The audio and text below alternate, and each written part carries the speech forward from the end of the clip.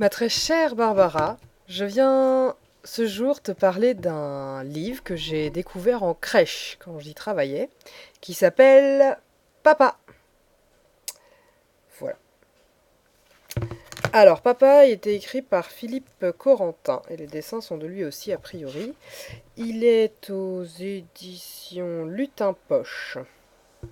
Voilà. Donc, on est sur une histoire, somme toute classique, d'un enfant qui fait un cauchemar. Mais, il y a une particularité, c'est qu'on ne sait pas qui est le cauchemar de l'autre, puisque quand on arrive, donc au début il se couche, et puis on en arrive à cette scène-là. Voilà. Donc on a deux enfants qui hurlent dans leur lit et qui appellent leur papa. Et le premier parent à réagir n'est pas tout à fait humain. Voilà. Donc ce qui est très drôle avec ce livre, c'est que on va avoir deux fois la même histoire. Une première fois, c'est donc le petit monstre qui est rassuré par ses parents, par son père qui l'emmène dire au revoir aux invités, faire un bisou et retour au lit. Puis par un petit garçon qui lui aussi se fait consoler parce que quand le monstre revient, il a peur aussi. Et à la fin, oui, je spoil complètement, mais en même temps, on est sur un livre pour enfants de 3 ans, donc je pense que c'est pas un gros spoil non plus. À la fin, bah, en fait, les enfants vont décider de dormir parce qu'il est tard et c'est la nuit. C'est la conclusion du livre, c'est qu'à un moment donné, on peut aussi dormir ensemble. Ce que j'aime bien dans ce livre, c'est pas vraiment l'illustration. Bon, l'illustration est assez sympathique, c'est coloré.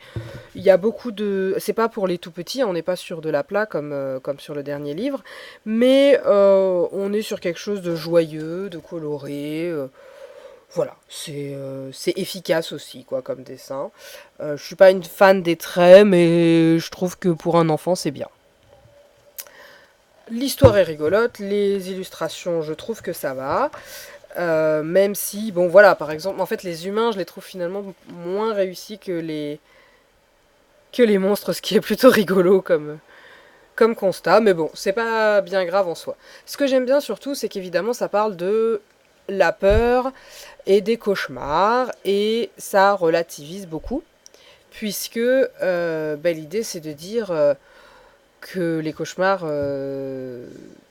c'est pas si horrible que ça, et c'est pas dangereux, et finalement, ça dédramatise le coucher et le fait de se réveiller en étant inquiet. Moi, je trouve que c'est vraiment bien pour un enfant qui aurait des difficultés avec le fait de dormir et qui aurait peur de se coucher à cause de ses cauchemars récurrents, parce que du coup, le cauchemar est vu quand même comme quelque chose de plutôt mignon, et surtout, c'est encore une fois une possibilité pour l'enfant de se projeter et dans le cauchemar et dans l'enfant, qui permet par un jeu de miroir de se rendre compte qu'en fait il est son cauchemar, c'est lui qui fait son cauchemar, et donc il peut aussi ne pas le faire ou peut-être le vivre différemment. Et je trouve ça très positif, puisque les rêves effectivement c'est de l'inconscient, et que on sait bien, nous adultes, que c'est pas une fatalité de faire des cauchemars, et qu'on peut en sortir, ou du moins le vivre différemment. Voilà. C'est un livre que je trouve plutôt sympathique et que les enfants aiment bien.